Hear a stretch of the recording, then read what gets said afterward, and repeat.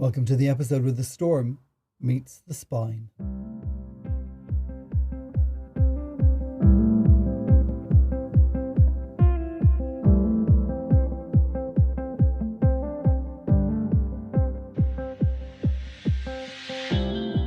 Poetic peeps and gentle persons, in-betweeners and non-conformers, genders all and genders equal. Welcome to Eat the Storms, the poetry podcast. My name is Damien D. Donnelly. I get to be your host and producer, and thank you so much for tuning in today. Whether that's been on Spotify, Apple, Google, Breaker, Podbean, Player FM, Overcast, Pocket Cast, Castbox, Podcast Addicts, or iTunes. It is truly an honour to have you with us. Whether you have in fact tuned in today, or perhaps it's tomorrow, next week, next year, or even yesterday, as this is a podcast and you can tune in on your preferred podcast platform whenever is perfectly convenient to you. Now, today we have a very special episode of the show as we are handing Eat the Storms over to the Spines, the Broken Spine Arts, in fact, who join us today to share their latest anthology, The Whiskey Tree, Nature Edition 1, which was just released last month, February 2024. It brings together voices that reflect the wilderness and the wonder of nature, the complexities of human experience and the rich diversity of poetic expression, featuring diverse poets, each offering a unique lens through which we can view the natural world. Our dear friend and frequent visitor here on Eat the Storms, Robert Fried Kenter, author of Audacity of Form, Eden and the EIC of Iceflow Press, said of this anthology, "Each poem builds on the next to produce a visionary territory where the body, self, word are both inside and outside of nature. A wrestling with and overturning of the elements, gritty, explosive, groundbreaking, whether scenes on park benches, on highway shoulders, in the cartographies of night streets and memory. This is a soul-sourced magic book, stark, beautiful, hopeful, and groundbreaking." And today I am so pleased to welcome the contributors of this first issue, and please be aware this is just the first issue. There are more waves to follow. And also along with them, we have the founders of Broken Spine Arts, Paul Robert Cullen and Alan Parry. And Alan Parry will join me at the end of today's show for our Behind the Storms chat to talk about all things poetic, its beginnings, how he fell in love with poetry in the first place, to talk about what it was like to put together the Whiskey Tree, to build the Broken Spine up from the ground, and very graciously, he's going to share poems from his extraordinary new collection 27 at the end of today's show. But all that is yet to come. For now, all that's being asked of you is to cozy yourself up on the sofa, grab another blanket if you're snuggling up in bed, or pull your car over to the nearest car park if you're driving, and of course ensure you have some sweet treats to nibble on. My name is Damien B. Donnelly, this is Eat the Storms, and I hope you enjoy the show.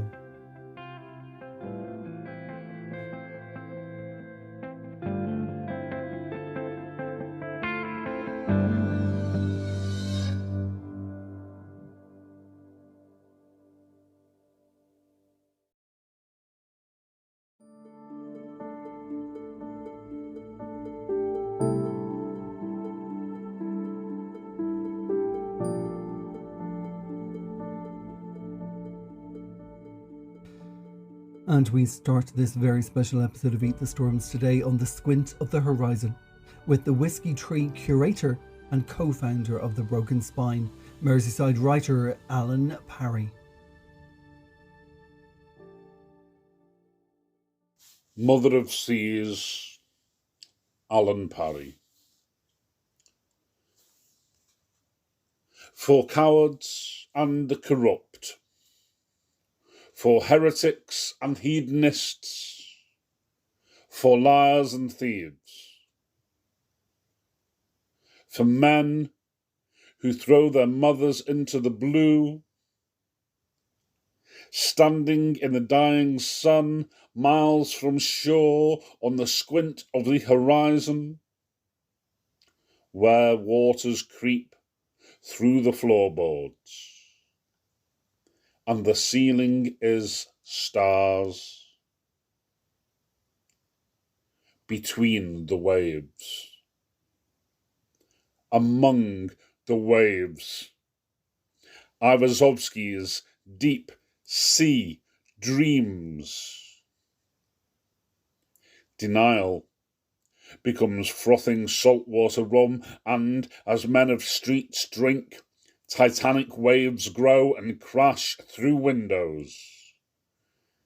Anemones crawl along bars, between barnacles, seeking shelter. Outside, under glossy pregnant moon, coral women with fishtails strike depraved poses. Women are rocks. Women are dead mothers. Women are ocean.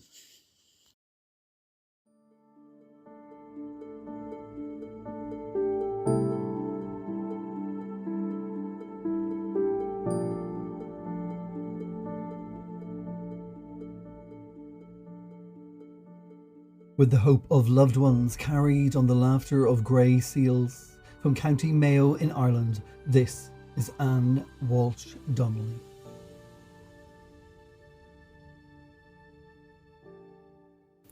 A North Mayo blessing. May your loved ones rest in the ledges of your heart, just as puffins and kittiwakes nest in Dumbrista.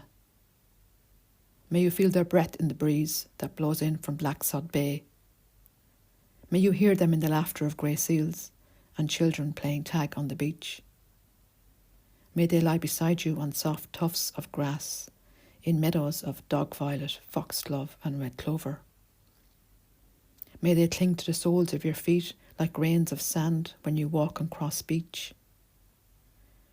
May you stand on the shore, salt water mixing with tears, and trust they will always be with you.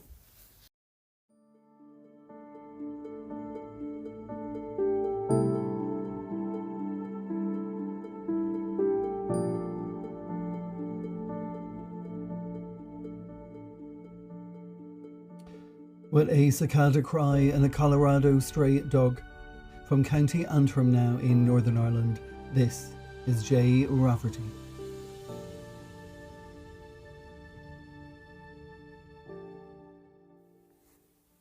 Doghouse by J. Rafferty. The red soil, the two yellow-green scrub, Martian to the eye at first. By the roadside, a lock of dry, dead planks and a smattering of roof tiles, grey or brown. And the middle of it all, a golden pear. A dog, like a sack of onions. Colorado stray, her snout stem curling towards the remnants of a fireplace's grate, the chimney now a piazza more than a spout. Cicada cries, cricket tunes, grasshoppers as big as your forefinger. Never mind the cars tearing past. It'd be hard enough to sleep through the invertebrate racket. In the glimpse of the rubble, though, the memory that blurred past was a butter yellow teal sweeping the planks. The cur's tail curtailing her screeching alarm clocks, one grey-green forefinger at a time.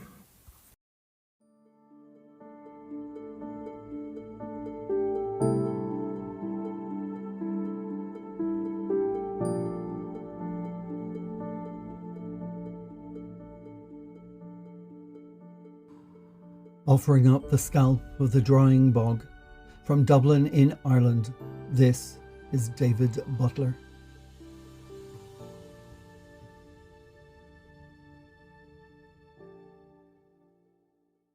Cutting the turf. A high lodged in the pocket of Dogger is holding at bay the Atlantic fronts. All day, the machinery's rattle has laid moorla rails over yielding earth, ridged to the hide of a crocodile. Later, hatchbacks gather, haggle, guess the harvest of fibrous loaves, how wind-blown drills will stack up, box braids on the scalp of the drying bog.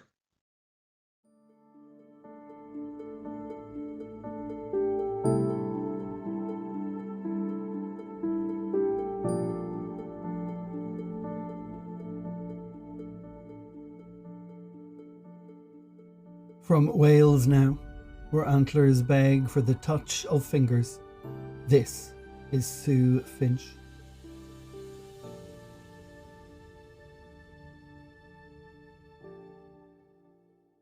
Desert antlers. Standing at the edge of the desert, I saw greyed antlers on the sand. All the way there, I had imagined an orangey yellow expanse, painted it in my mind over and over again. Paler, faded, it stretched out on and on and on, a shade of ochre. Doubled by their shadow, the antlers begged for the touch of my fingers. You said we would die if we tried to go across. Your hand on my shoulder halted my movement. I couldn't decide whether to ignore your touch or turn back to you. It was as if someone had paused time, and everything depended on my next steps. Crying, I reached out for the bones.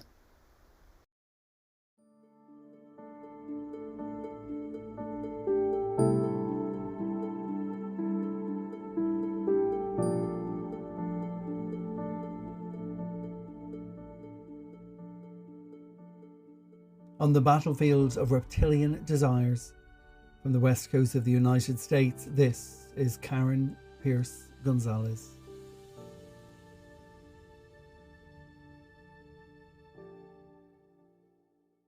Olmec Crocodile Sipoctli, a poem in 3 parts. 1. Tricked out of the primordial sea, with promises of divinity by 4 gods of direction, I was birthed from water into beast, scraped against craggy rock beds, cracking open the blisters of having been forced to fall apart for your forests, peaks, and valley floors flat enough to build god temples on. Mouth open, my reins anoint the tops of your bobbled heads. Dilute appetites wet for more ferocious shorelines of day, until only shadowlands exist on a battlefield of reptilian desires, spawned in brainstems that don't blink at the sight of spilt blood. 2. Mid-air, I dream swim an ancient ocean behind a steel blue rack of sky. Torn leg joints leak brine, unable to wash wounds clean. I am fettered against my will, with you in a twisted jute net sewn onto my leathery hide. Tasked to raise your heaven up by the roots with my curved teeth, still longing to bite into plankton mud, I tire. Turn my thick skeletal back on the deities you pray to. 3. I seal my eyes and lips to stop the slide of tears from becoming a flood. I do not want to drown the yellow marigolds sprouting from the ribs of my webbed feet. Without asking, you pluck them for altars the first day of each lunar-lit multi-year cycle.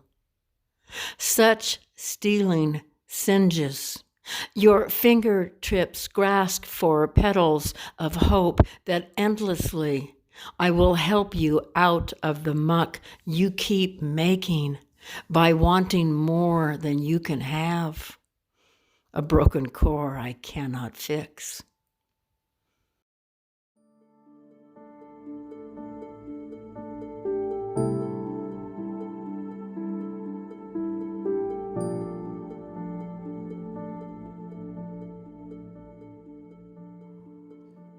forced now to fit inside the ribs of a bitch.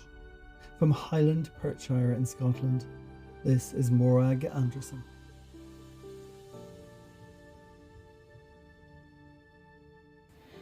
Your mother stands on the north-east side of the house, by Morag Anderson, after Zafar Kunial. Your young mother ruins her only shoes, crouching for hours in rainwater on the north-east side of the house. Nimbo stratus bruises plume under woolen cuffs pulled over thin wrists. Break blackened fingers probe beneath split lips, explore the exposed bone surface in her swollen basket of teeth. Forced to fit inside the ribs of bitch, whose ch teaches her the asylum and deceit of a well-dug ditch.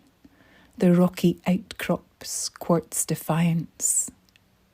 She hatches a plan to rise from this mulch, taller and straighter, a resurrected birch.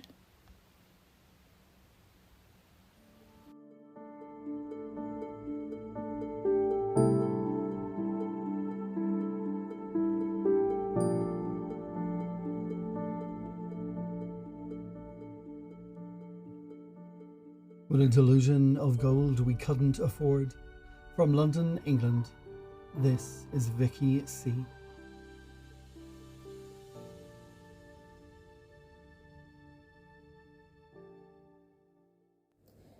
The Great Desertification by Vicky C. To be made new outside this skin, unseeded before the dazzling green, how do you open a day without dust pouring beyond? You, emotion picture, contoured from aeons of neglect.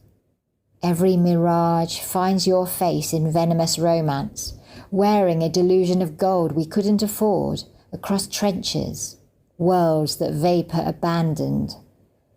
The eagle opens its wings in sync with your dirty mind. Below the beltline, you travel Arizona, fingering the peripheries to hell. Press a thumb deep in a fault so you don't forget your place. Because your God invited me to a seance, to lie with the dust devil. Dusk, taste of lover's blood. The ones that didn't die. Behind my raw shoulder, a purer shade of oblivion, losing focus. Disciples robed in sparkling, eyes watering over the wars we never settled. Broken homes, marriages, igneous trauma, this great crush we could never cure. Breaking is a continental language, its drift uncatchable. How many layers of us rise up as gleaming resurrections, spines crooked, to splinter, to spread, as ivory gushing over a wide idea of blue. Seeing you for the first time, as myth, miasma, terracotta mantra, hallucinating your body as sustenance that might not poison me. The sun goes down on me different, its hot tongue excusable. They ask my faith. I tell them I washed my hair in the last stream, looking up like a good woman, admiring this hard life, too much to bear, to take in wholly, without choking.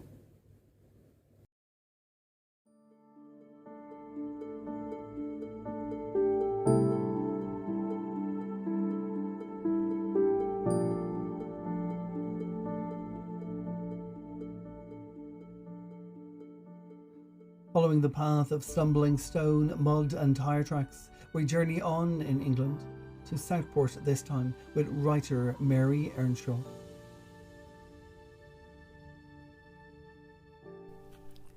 Larks Attending by Mary Earnshaw. The fisherman's path stretches ahead, utterly unpeopled. Alone and unencumbered, I step along the path of stumbling stone and mud and tyre tracks, leave the scruffy dunes behind, breathing openness, salt marsh to either side. A frothing, fizzing guard of honour arises, fluttering notes of deception. Larks are rising in number, deterring me from their nests. But it feels like a joyous parade. I'm the heroine of the hour, and my stepping turns lighter than air. I can almost see the sky arch, the world unedged, slipping convexly away. A sea meets sky, somewhere so far away it might be legend. Nesting grounds past, the guards sink back, drop to the ground. Relieved, their nests remain unplundered. All quiet. Now I hear the faint rustle, a light breeze in salt grasses. I see the rivulet running in, pressed by distant, incoming waves, pulled by invisible forces. The moon's outshone by the high sun, and gravity's never for showing. At length the mud encroaches. The sinking of too light shoes says, "Stay," and I stay. Gaze across the estuary to light winking on windows of cars on another coastal road. Traffic seeking the old resorts. A tower trying to touch the sky, a great dipper raring and curving on the Golden Mile. Closer to foot lie marshes, lush, seeming placid, death traps for the unwary, sanctuary for birds and sea plants. A raptor swoops, sleek and swift and dangerous, to perch on a drifted log, dissimulating in hues of gold and amber. My guards reawaken, rising like bubbles in lemonade, singing their hearts until I leave once more. If that were that, I'd say it's been a good day on the bird walk on the salt marsh, as the straying sea hides from the marsh it salts. But as I near the dunes, an interloper, a loper, appears, almost too fast to see, leaping its way at speed to who knows what or where, and I, joy-filled, spirit replenished with summer day, nature-kissed loveliness, slide into my car and drive, mere human on wheels, away.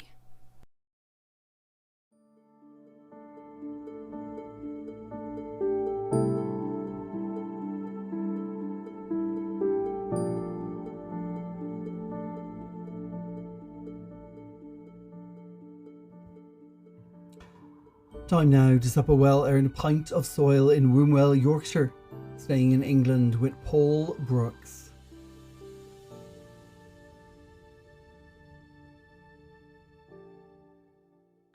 Sup a Well Earned by Paul Brooks. Sup a well-earned pint of soil. Let particles caress your throat, parch your sodden lips. Admire the crests of dried clay that lap the ploughed fields. Fill a soiling can with dust from the tap to sprinkle your wet flowers. Beware waterquakes that bring down homes.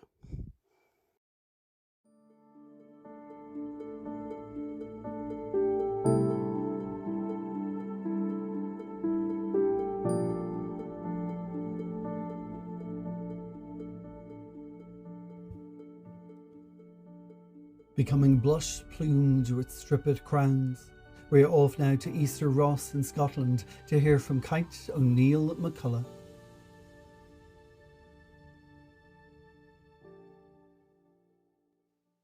Allegory, after a painting by Paul Bloomer. Before, when the gannet's eyes, unblackened, flamed blue, we were allegory. Seed scatter, for trees no longer move to roam the rivened till. Once their branches had dreamed assembling, settling forests, braiding roots to ling and twayblade, fern furl to the turning world and the many colours of water. Moons since, after the ice let loose her clasp and drove a flint-hard ard to furrow straths and the looped slakening of oxbows, when the seas began to roll, unbroken, unplown, then we became blush plumed with strippet crowns, learning to store sun, fatten it in acorn hearts. In the rookering months, when crows curl fingered wings to winnow the cailliach's hewn light, when naked birks bulge with sorrowed nests, our eyes smoot at your rottening hairst. Unveiled in the misting rain, in the hammered silver of sleet. We pity you, mouths gnarled, nets storm-ripped, lines unburdened with fish, the fleshless beak of the bone-breaker bird, the trembled heron, scraking her wretchery. Fleet, we tail-tip to the oak, her canopy truing in colour, praesine to citrine, goldenrod, saffron burnish. We sing the ochring of the woodland's foils, dirndls circling from airy definition, becoming leaf melt, nurture for a second spring. Druket, hope softens this bed for nutfall, and we gullet her fattening, drill and sink sweet treasuries of seed. Langdowny, a birch clings her fiery tips, spears a flicker crown to a darkling sky. Curtaining her feet, we bury the world's ripening. Come, brambling thrush, sprout thorny guards, blackthorn hallow a circling, let leave for life's precarity. Harrow ache and hollow yearn are ended here. Windfall is unwasted in this, the kindness that we sow, planting oaks like jays.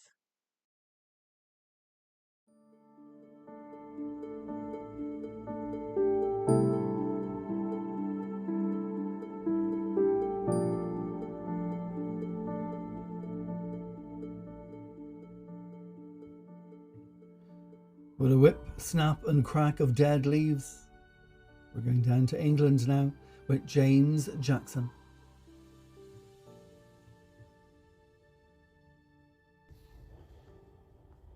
I am the lamb that roams the land. Law.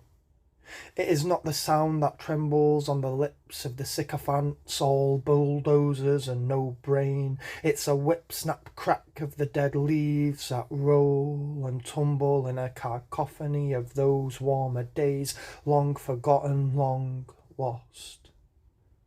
See the Holly King praise, his brow moist with frost that sheds rain clouds from his skin. It fissures, the earth lush greens die away again till next season, or so we hope. I beg questions of these monarchs, but answers as sparse and disperse as ripples in disturbed waters. Wafer kisses my lip, I am beyond the salvation. Mother, oh mother, how I fear, oh, how I fear. The feast is of the bones, of the woods. I crave the soil to fill my palms, to rush up through my body, thick Icarus blood worming its way through my roots, great clots of loam bubbling, let the sapling burst forth, there are fireworks through my skin and my kin. Oh, my kin is the forest, and all that roams between.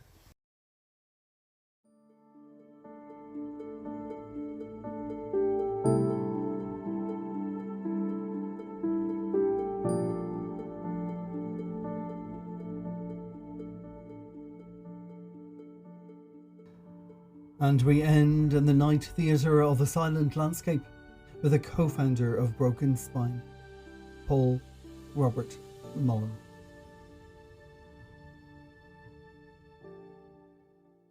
Night theatre.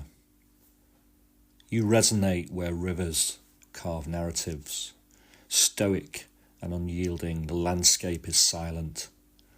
Contours of me, a spectrum unbound by convention, transparent hue.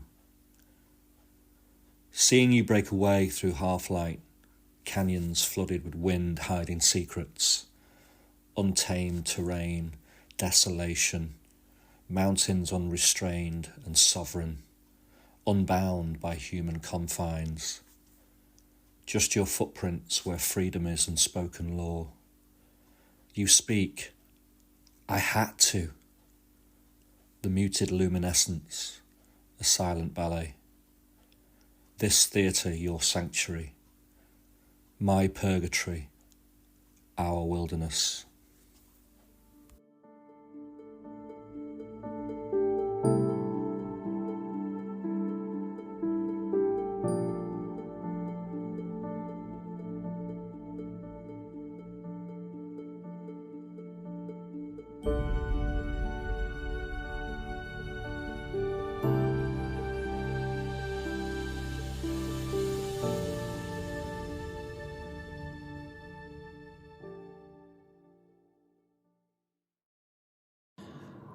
And now, as we've heard from all our contributors today from issue 1 of The Whiskey Tree, it's time to settle back and go behind the storms with co-founder of Broken Spine, Alan Parry, talking about his love of poetry, where it began, talking about his latest collection, 27, and also talking about what happens after with The Whiskey Tree.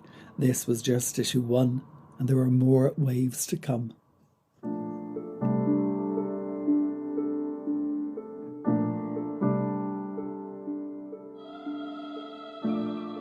Alan, thank you so much for joining us today. Huge congratulations on The Whiskey Tree, the latest offering from Broken Spine.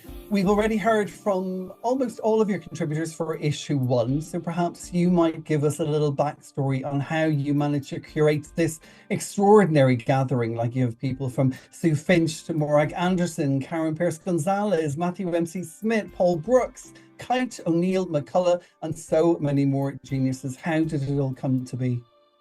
Well, it's been a process, quite a long time in the making, to be perfectly honest. I was looking for a few different things. Namely, I wanted to put out more collections, really, in print. We've done a lot of the artist collectives, the first 5 collections that we did that were artist collectives. And I really, really enjoyed that whole process. And then we moved away from that. We've done some chapbooks recently, and then a couple of themed chapbooks. But we haven't had a vision or a line to follow, so to speak. Secondly, I really wanted to cultivate a little pocket of community. I think that's really, really nice. The writing community is huge. I don't know anybody in it. I meet people in Zooms and open mics, and you engage with them at Topic Tuesday, Matthew does, or our poems about, or anything else that might be available online, similar to that. You engage with these people, but you don't really know them all. And I had hoped that I could maybe snag maybe 14 or 15 or so. I managed to get 13 of myself and sort of drag them all to one place. The internet's quite an unpleasant place, and I don't like being on Twitter anyhow. So I wanted to sort of pull them away from that and try and engage with each other and just be really, really creative in that way. And the third thing was artist collectives. They were big, huge things. I wanted something that was really manageable, that I knew that was going to be high quality. And for the first time since the Broken Spine started back in 2019, has been entirely in my image. That was important for me, right from the front cover concepts, all the work was curated and edited by me, all the way through that process. My fingertips are all over it. So I wanted to make that process really smooth. I wanted to engage with everybody that I was working with, and I just wanted to do it over and over again. As you said, you founded Broken Spine back in 2019 with Paul Robert Mullen. You both, if I'm right in thinking, you both went to school together, then reconnected again. Yeah. Both had a love of poetry. And were you both interested in starting something and starting a press and starting a collective? Was it, or did one have to encourage the other, or how did that come together? I've said this before. Matthew Smith has an awful lot to answer for. He's a lot to answer for a lot. He's a great man. He really is. However, what happened, I think, in 2018, I was in a job that I was really unhappy with. I was sat in a little tiny office, maybe as big as a toilet cubicle. And when the phone wasn't ringing or the emails were dropping in, I was writing and doing an awful lot of reading at the time. I'd written when I was a teenager, all that crap angst poetry that teenagers tend to write. And I then went away and did my degree. And I'd just finished my degree. I was like, what do I do with it now? I had these skills. I've done creative writing, and I found that I could write poetry again. So I started dabbling, sending out here and there. And I think it was 2018. Matthew of Black Bow, if people aren't familiar with him, I'm sure they are, had invited, similar to what he's doing at the moment actually, had invited a whole host of people to send him some work, and he was going to mentor them. And I was really fortunate that he chose my work to mentor. And it turned out that he'd also, by chance, and it is by chance because we were in the same English class at school. We weren't just at the same school, same year group, same English. He'd also selected Paul's work. So the pair of you submitted to Matthew independent of each other. Were you aware that the other one was submitting? Well, I certainly wasn't. So whether Paul was or not, I don't know. I think we'd known that we were following each other on Twitter, certainly, and we were dropping or appearing in the same sort of publications. Paul had an awful lot more success than I had. I was sort of late to the party. But Matthew, and I still don't know the answer to this because it's either he won't tell me, he plays a little bit coy. I don't know whether he had approached Paul and said to Paul, you need to start something. He certainly sent me a message saying, you need to start something. And then a couple of days later, me and Paul went out for a beer and we started something, and that was kind of how it was. So the nugget of the idea, the whole concept of the broken spine came from that, and we sort of ran with it and tried to make it our own. And very, very quickly, it became much bigger than we ever anticipated. I remember being sat in the Crown pub here in Southport. It was opposite my place of work. And we said, right, okay, if we can find 12 poems a month, we'll publish them online. It'll just be a blog. It'll be something that we can really sink our teeth into. It'll be high quality, and we'd love it. And then that was the August. And then come the following February, March, right on that cusp of COVID, we had our first launch event with about 20 poets in the room, loads of musicians, and the first of the Artist Collective, which was like an 80-page collection. So it grew and grew and grew, as these things do. I'm sure you're aware, really fast. We'll talk to Matthew MC Smith if he wants to claim any kind of responsibility or rights from the creation of a broken spine. One wonders how many other presses wouldn't have started without that message. You know that he's let's say nudged a certain amount of people. I think that's definitely clear. You spoken about connections, getting together beyond the internet, beyond X, Twitter, whatever it is. How important is that for you? Like, clearly you excel when you are putting together other people's work, when you're curating, when you're editing, when you're putting together the press. Is it because in part sometimes it's really solitary being a writer and you like to have that community contact, or is it completely separate? No, I think that's definitely part of it. I lack confidence as a writer, still feel a bit like an imposter. I know that might seem a bit ridiculous to some of your listeners. It really does. I've had sort of 3 solo collections out now, and we've won a competition as well, the Southport Writers. And that isn't me tooting my own horn, that's me saying, if I look back and try and look at it objectively at my writing career, so to speak, I've had some success. Been published in many, many magazines or e-zines across the world. But I still don't feel like a writer when I sit down to write a poem. I still don't feel like I write poems. I feel like I craft poems and piece them together. That's just how it works for me. I never write a poem start to finish in one go. I will write a line, and then another line, and another line, and then I will end up with maybe 10, 20 lines that will become maybe 10, 15 different poems eventually. That's just how it works for me. So yeah, working closely with people and getting feedback regular is really important to me. That's part of that answer. The other part of that answer is Twitter is just a horrible place. I really feel like I have to hold my nose when I'm there, and I have to seek out our writing community. And only tonight, before I started this call with yourself, somebody else was expressing something very similar. They experienced something awful. Where's my writing community? Where are my people? And if I can find that in small pockets and maybe help that grow, then I feel like I've genuinely left something worthwhile behind. Well, I'm very glad to say today that you're actually going to be reading from your new collection, but more about that in the beginning, just before we get to the most recent. Part of the reason of doing Behind the Storms, this interview series, is to find out about beginnings, is to ask poets how they first got into poetry in the first place. So I was wondering, what was it that ignited a love of poetry in you? And also because I've just read part of your new collection, was it music? Was it lyrics more so that you got into first, or was it poetry on its own? Okay, so it was both of those things. I can't quite pinpoint which one came first. I can talk about specifics.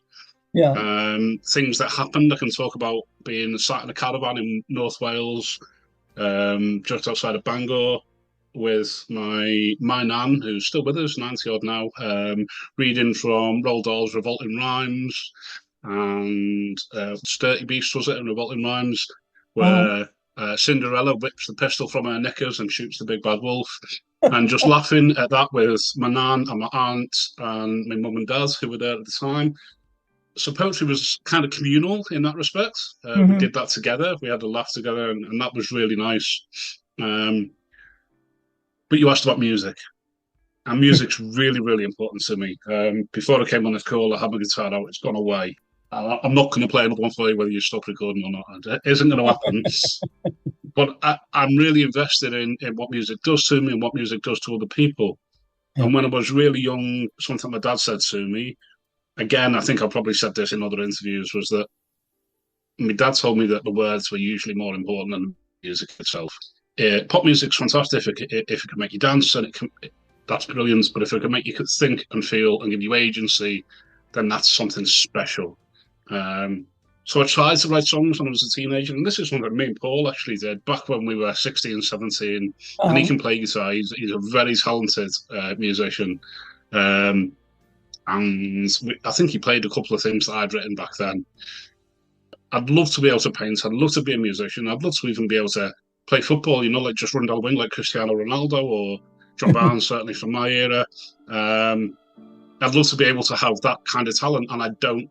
And I find that I know my talent is with a pen, and whether I feel confident enough in that to actually set out and do it. Like I say, the proof is in the pudding, and there are books stacking up, and there is sort of a body of work that's stacking up. So even though I don't feel confident, I know that I can, and that's sort of how I have my creative outlet.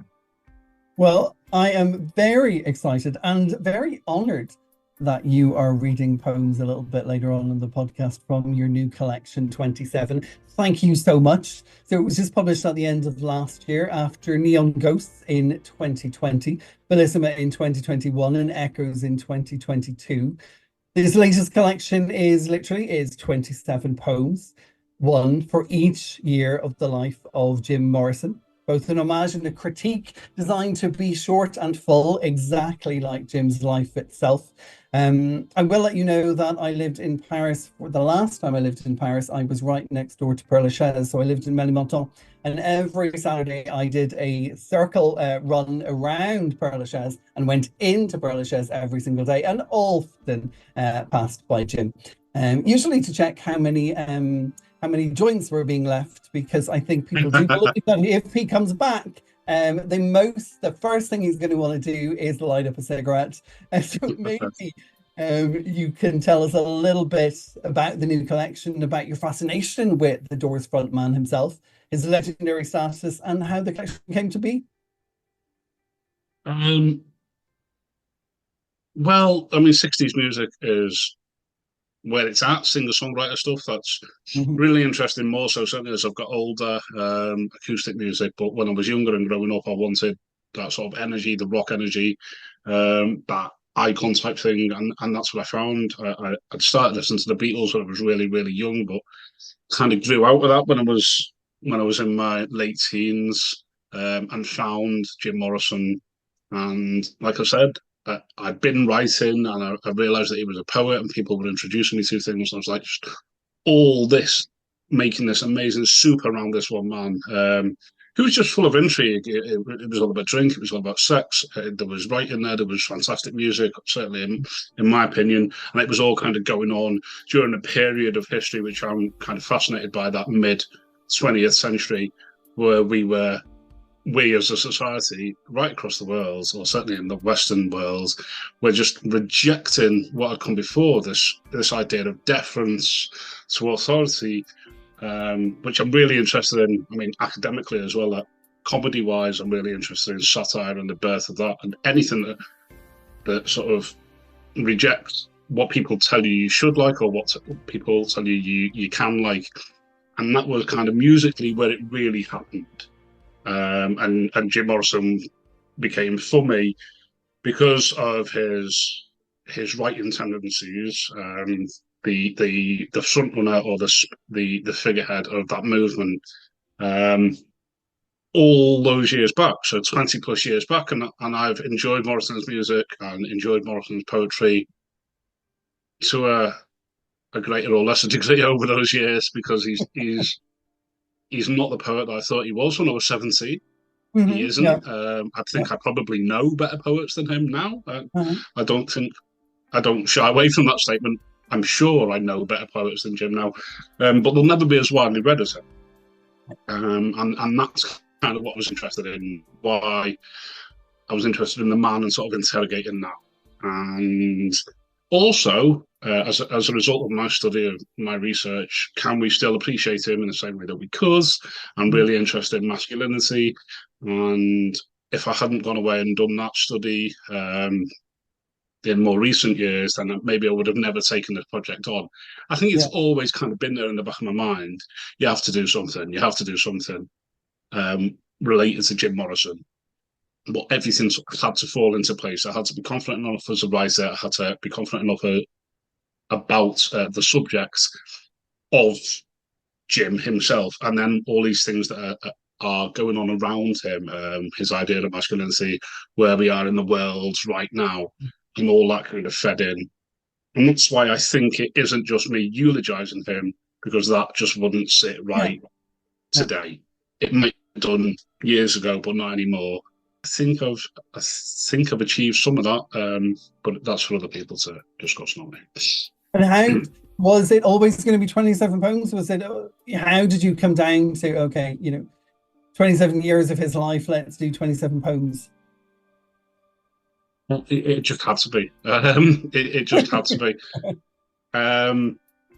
It's as close as I would get to cliche, I would hope anyway. That's a big thing in poetry circles, isn't it? And don't do cliche. Don't do things that have been done before. Try and do something new, or at least be inventive and creative in the way that you're doing it. Yeah. I could have made poems longer. I could have had big sprawling pieces, and I know that when I showed it to beta readers, they say, "Well, there's half a poem there.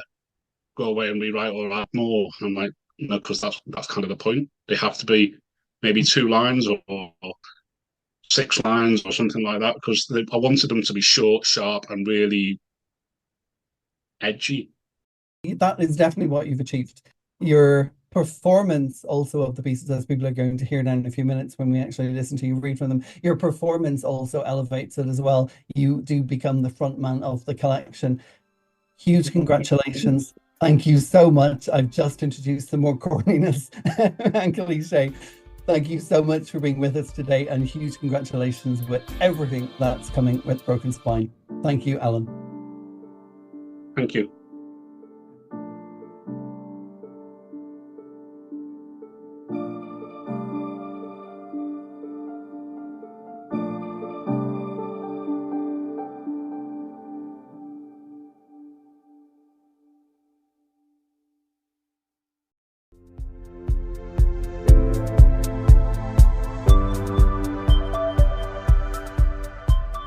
now, before we leave today, as we've already mentioned, it's time to depart slightly from the Whiskey Tree, stay with Broken Spine Arts, and definitely stay with its co-founder Alan Parry, Merseyside writer who you've just heard talking to me during our Behind the Storms chat. He's now going to read from us from his latest collection, 27.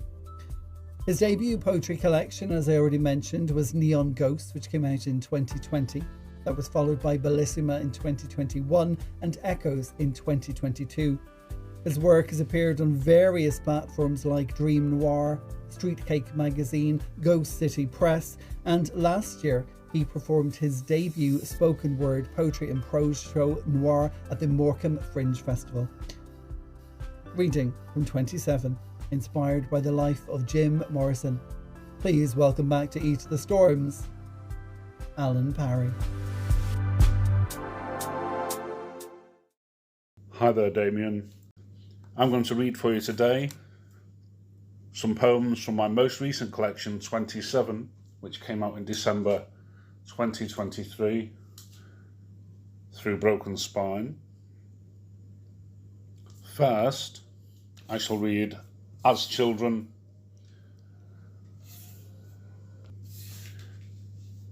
As children, we learned to fish below the kissing bridge. We threw rocks that tore holes in the sun. We were 1,000 photographs. We were poetry. We were the quick snap of the campfire. We were gulls sailing through open doors. We swept dust into the corners of the sky. We were constellations. We were bodies that took shape in the light. We were glittering eyes. We bruised like tires.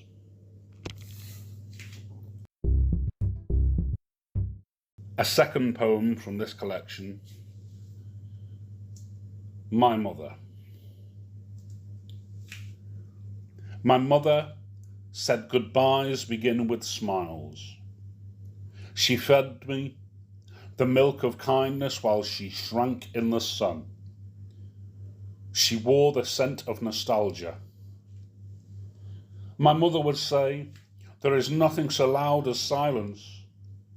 My mother would drink Texas margaritas. She always dressed for a getaway. My mother is drunk salsa dancing on restaurant tabletops. My mother is the home I know. She is the bend of birds on the wind. A third poem from this collection, I Dream. I dream of admiring lemon-scaled fish beneath broken glass waves, of laying down my life for my brother, of falling for a strong woman who licks like fire and glides like clouds, of nights when there is nothing to do but turn in, of stifling cynics, of gambling my days with beer, of temptations hewn from oak, of being mistaken for a priest,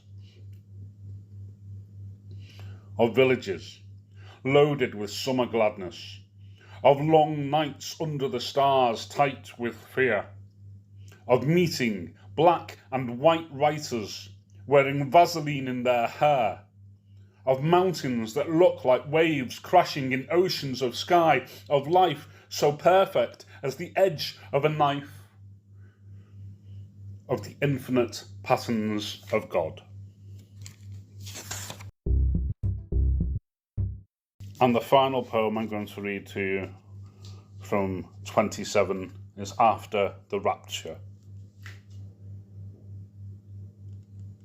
Sepia leaves dapple-plated pools, and cats salt away into the quickset.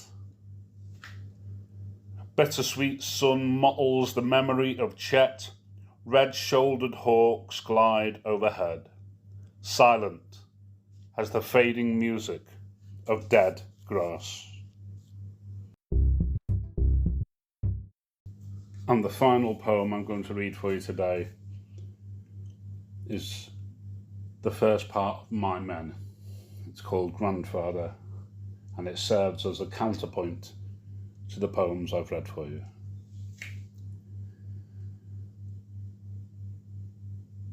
My heart breaks with the beauty of the university building. As I sit on the grass in the shadow of the quadrangle, having scaled College Road looking for you, I set my eyes to look out over the city and realise I have no idea how far I have climbed, but no, it cannot be too far, because you used to mount this. After the pubs closed on your way back to the caravan with Dad, though I never knew about these walks until after your fall from this earth. As only then did he speak about how you would sit here together talking until the day lit the mountainside and everything was good. Dad said he'd bring me with him when he laid your fragments of bone and skin made dust by the furnace here. And it kills me to know that that never happened. And it kills me to think that he came alone. And I can't help but think of you both here in this city, you ash and him wet with tears. And I know it had to be this way, but I cannot forgive this law. And it kills me to remember us together on the high street with the clock tower in thrift shops, picking up a book with a small yellow bird with a blue crown and blue wings on the cover. And as I look at this book on my shelf now, it kills me, because our fingers will never touch again like they did all those years ago in that aisle. And I die when I think how I will never see you push your shades back on top of your head and bend your knees so you can see the world as I did, even if just for a fleeting moment.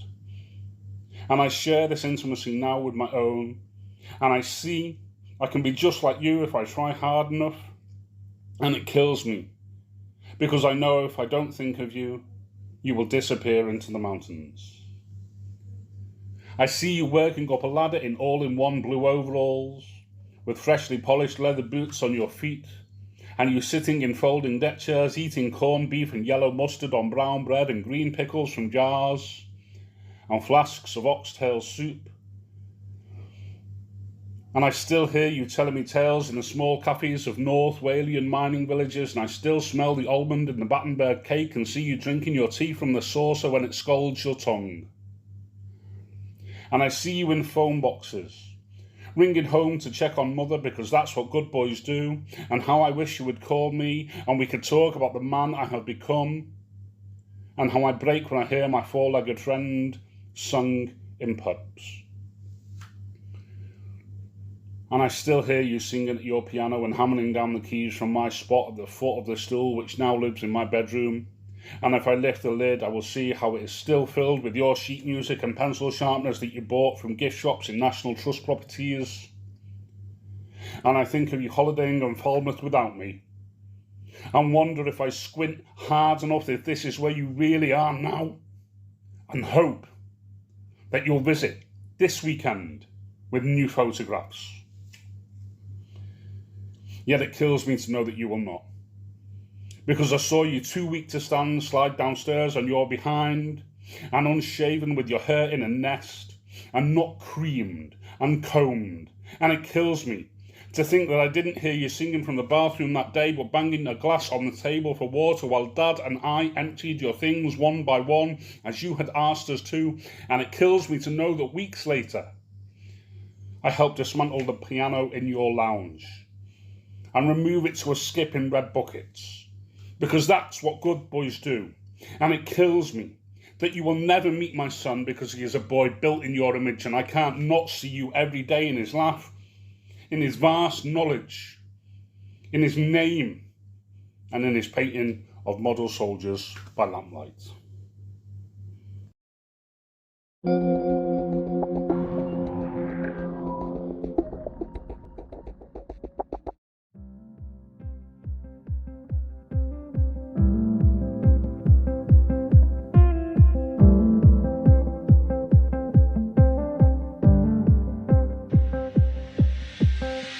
Poetic peeps and gentle persons, in-betweeners and nonconformers, genders all and genders equal. We've reached the end of this very special episode of Eat the Storms, the poetry podcast.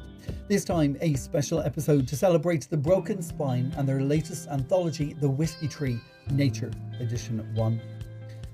I've been your host and producer, Damien D, and the podcast is brought to you from Spotify for podcasters, and it's available on all major podcast platforms, including Spotify, Apple, Google, Breaker, Podbean, Player FM, Overcast, Pocket Cast, Castbox, Podcast Addicts, and iTunes. The Whiskey Tree is now available to buy on Amazon, and also 27, Alan Parry's new collection, is also available to buy on Amazon. If you're looking for links and details, you can head on over to www.eastthestorms.com, click on the podcast section called Listen to the Podcast, and there you will find a blog post for every episode. This was episode 7, season 8, and there you will find a list of all the contributors on today's show, social media handles so you can find, follow and be their friends, links to Broken Spine Press, and also links to Amazon, as I said, where you can buy The Whiskey Tree and 27. Huge congratulations to Alan Parry and Paul Robert Cullen on the success of The Broken Spine and this new outing, and further congratulations to Alan Parry on the release of his new collection 27. The contributors to today's show were Anne Walsh Donnelly, Jay Rafferty, David Butler, Sue Finch, Karen Pierce Gonzalez, Morag Anderson, Vicky C, Mary Earnshaw, Paul Brooks, Kite O'Neill McCullough, James Jackson, Paul Robert Cullen, and of course Alan Parry. Alright, that's it for me. We'll be back with you again next week, so until then, stay glorious, stay grounded, and of course, as always, stay bloody poetic! Oh, thank you.